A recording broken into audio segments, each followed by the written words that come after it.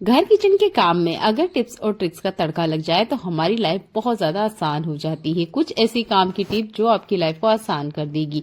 Video बहुत काम की होने वाली है। वीडियो को लाइक और शेयर करना बिल्कुल ना भूलें। चैनल पे आ ही गए हैं तो चैनल को सब्सक्राइब कर लीजिएगा। ऐसी यूजफुल वीडियो मैं आपके लिए लेकर आती रहती हूँ जो आपके घर और किचन के काम को आसान करती है। प्याज का इस्तेमाल हमारी डेली लाइफ में बहुत ज्यादा किया जाता है। अगर आप भी प्याज का इस्तेमाल करते हैं तो ले लीजिए एक टिश्यू पेपर। आप अगर टिश्यू पेपर का इस्तेमाल नहीं करते हैं तो न्यूज़पेपर ले सकते हैं, और ये भी नहीं है तो आप नॉर्मल जो हमारा किचन डस्टर होता है साफ वाला वो भी ले सकते हैं। इसके ऊपर थोड़ा सा पानी कुछ इस तरीके से डाल दीजिएगा जैसे मैं आपको दिखा रही। ये देखिए अच्छे से गीला हो जाना चाहिए। इसके बाद हम प्याज को कट करेंगे। तो यहाँ पर प्याज का जड़ वाला हिस्सा मैं कट कर रही हूँ। आप अगर नहीं भी काटेंगे तो चलेगा। नॉर्मल हम जब प्याज को छीलने लगते हैं तो जैसे ही हम इसका छिलका उतारते हैं हमें पता चल जाता है कि ये प्याज बहुत ज्यादा तीखा है, यानी जैसे जैसे आप इसे कट कर रहे हो हमारी आंखों में से बहुत ज्यादा आंसू आ रहे हैं। तो आपने प्याज इस तरीके से कट करना है और ये जो टिश्यू पेपर हमने गीला किया था ना इसके ऊपर रख देना है। अगर इतना करते हुए भी बहुत ज्यादा आंसू निकलते हैं तब आप प्याज को बिल्कुल सिंपल बीच में से कट लगा के इस टिश्यू पेपर के ऊपर छोड़ दीजिएगा। 5 मिनट के लिए छोड़ दीजिए। इसके अंदर जितना भी रस है ना वो टिश्यू पेपर अपने अंदर आराम से ले लेगा, क्योंकि हमने पानी का इस्तेमाल किया है। जैसे मैंने कहा कि आप टिश्यू पेपर का इस्तेमाल नहीं करते हैं तो न्यूज़पेपर या फिर नॉर्मल जो हमारा किचन डस्टर होता है उसका भी इस्तेमाल कर सकते हैं। 5 मिनट बाद आप इसे कट करके देखिएगा। प्याज को काटते हुए आपको बिल्कुल भी आंसू नहीं आएंगे। मुझे यकीन नहीं हुआ था कि यह टिप बहुत अच्छे से काम करेगी, क्योंकि जब प्याज को हम कट करते हैं ना तो बहुत ज्यादा हम महिलाओं की हालत खराब हो जाती है। बिल्कुल आंख नाक कान सब बहने लग जाते हैं, और जो तीखापन होता है उसकी तो बात ही छोड़िए। अगली बार आप टिश्यू पेपर का इस्तेमाल करें। यहाँ पर आप देख सकते हैं एक बाउल में मैंने पानी लिया है और इसमें लगभग 1 चम्मच जितना मैं दूध ले रही हूँ। ये देखिए इतना दूध आपने लेना है और इस पानी को हमने स्प्रे बोतल के अंदर डाल लेना है जैसे मैं आपको दिखा रही हूँ। अभी ना गर्मियां स्टार्ट हो गई है तो हमारे घर की जो इंडोर प्लांट है ना वो बाहर नहीं होते हैं, जिसकी वजह से उनकी जो पत्तियां होती हैं वो बहुत ज्यादा ना शुष्क हो जाती है, यानी कि उसमें नमी नहीं होती है, शाइन नहीं होती है। तो आपकी जितने भी इंडोर प्लांट है उसके अंदर आपने इस पानी का स्प्रे करना है। जैसे मैंने यहाँ पे स्प्रे कर दिया है। इसके बाद में एक सॉफ्ट कपड़ा लीजिए आप और हल्के से वाइप कर दीजिएगा। ये जो पत्तियां मुरझाई सी लगती हैं या इनके ऊपर जो शाइन नहीं रहती है या बहुत बार इस पे धूल डस्ट आ जाते हैं तो उन सबको ये अच्छे से बढ़िया से ठीक कर देगा। तो आपने 1 चम्मच ही दूध लेना है। दूध की क्वांटिटी ज्यादा मत कीजिएगा। ऐसे ही जो ये गुड़ होता है जैसे ही गर्मियां आती है ये बहुत ज्यादा ना चिपचिपा सा हो जाता है। तो इसे बचाने के लिए आप यहाँ पर काबुली चने ले सकते हो, राजमा ले सकते हो, क्योंकि यह चीजें हमारे किचन में होती है। आप चाहे तो खड़ा मूंग भी ले सकते हो। तो 5-6 दाने इतना आपने गुड़ के बीच में इस तरीके से डाल दीजिएगा। जैसे ही आप डालोगे आप देखोगे कि आपका ये जो गुड़ है ना इसमें नमी नहीं आएगी। यहाँ मैंने एक बाउल लिया है, इसमें डाल रही हूँ मैं व्हाइट विनेगर जो कि चाइनीज खाने में इस्तेमाल किया जाता है।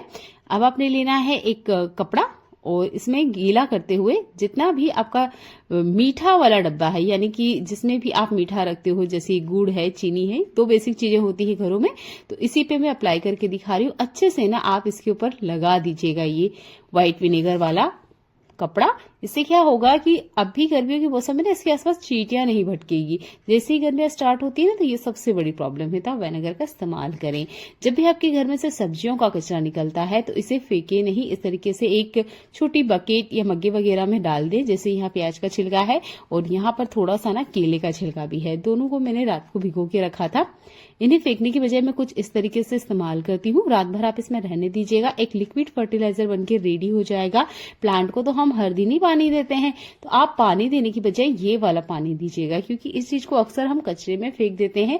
पर ये सारी चीजें ना जब लिक्विड बन जाती हैं तो ये एक फर्टिलाइजर का काम करती है जो कि प्लांट को ग्रो करने में मदद करती है। रेनी सीजन और विंटर सीजन में प्लांट को हम इतना ध्यान नहीं देते हैं, पर गर्मियों में इनका ध्यान बहुत देना जरूरी है, नहीं तो बहुत जल्दी से खराब हो जाते हैं। तो आप इस तरीके से फ्री में लिक्विड फर्टिलाइजर घर पे बनाएं।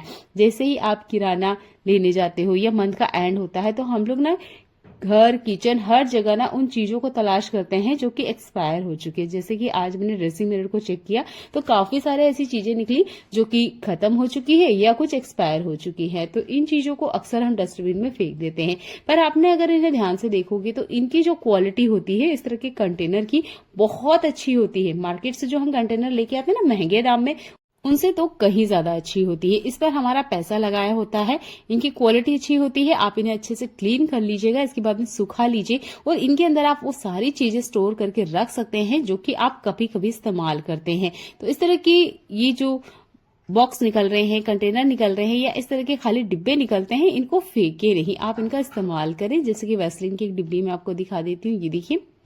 तो जब मैं होममेड लिप बाम बनाती हूँ या घर में काजल बनाती हूँ तो इस तरह के छोटे कंटेनर की हमें बहुत ज्यादा जरूरत पड़ती है। तो हम मार्केट से नया ले आते हैं, उसकी बजाय आप इनको ना फेंके, इनका ही आप रीयूज करें। यहाँ पर एक और कंटेनर है, ये क्रीम का है, तो इसके अंदर साबुन के मैंने छोटे टुकड़े रखे ताकि जब मैं कहीं बाहर जाऊँ ना तो मुझे अलग से साबुन ले जाना ना पड़े। इन छोटे छोटे टुकड़ों से मेरा काम चल जाता है। हैंड वॉश और मॉइस्चराइजर, ये दो ऐसी चीजें हैं जिसका हमारे घर में बहुत ज्यादा इस्तेमाल होता है। और जो शैम्पू की बोतल्स होती है, इनका भी हमारे घर में बहुत ज्यादा इस्तेमाल हो जाता है।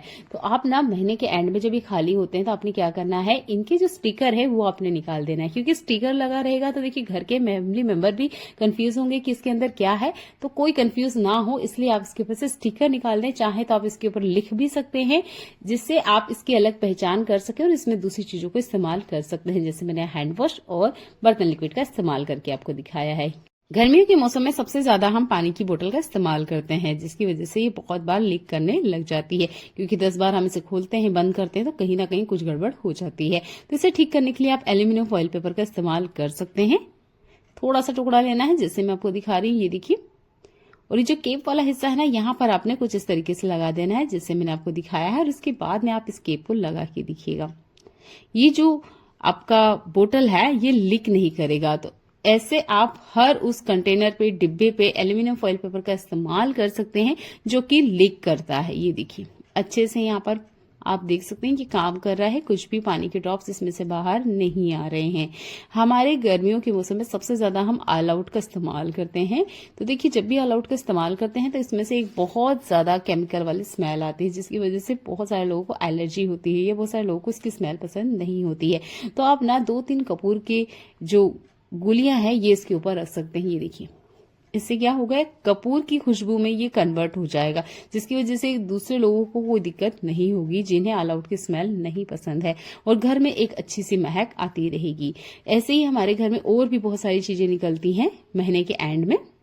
ये देखिए कुछ इस तरह के कंटेनर भी होते हैं।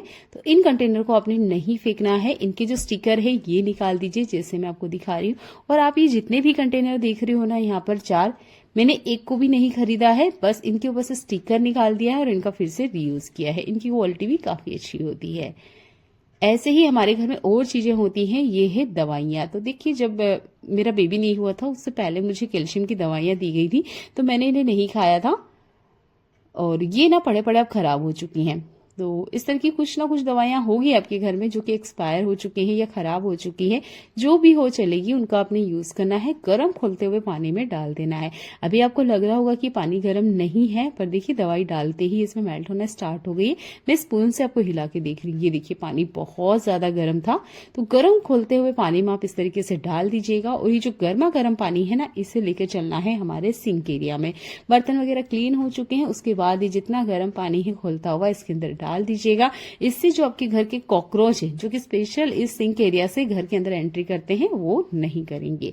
एक पॉलिथीन लीजिए, पॉलिथीन को इस तरीके से मोड़ दीजिए और यहाँ पर हमने एक ट्रिंगल कट करना है जिससे मैं आपको दिखा रही हूँ। ये देखिए आप चाहे तो मार्क कर सकते हैं, मैंने सिंपली बिना मार्क के इसको कट किया है। या आप देख सकते हैं समोसे की साइज जैसा होता है। ये देखिए ऐसे कट करेंगे तो देखिए एक सर्कल साइज में आपको पॉलिथीन मिल जाएगी। ये वही पॉलिथीन है जो कि अक्सर हम सब्जियों या किराने के साथ में लेकर आते हैं।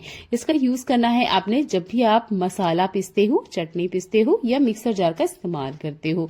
इसका फायदा ये होगा कि जब आप इसे पीसोगे ना तो आराम से इस तरीके से खोल के देखिए। ये देखिए ये जो हमारा मिक्सर जार का ढक्कन है ये बिल्कुल भी गंदा नहीं हुआ है। यहाँ पर आपका क्लीनिंग का काम है वो बहुत ज्यादा कम हो जाएगा अगर जार इस तरीके से गंदा नहीं होगा। चलिए मिलते हैं अगली ऐसी यूजफुल वीडियो में। देखने के लिए आपका बहुत सारा धन्यवाद।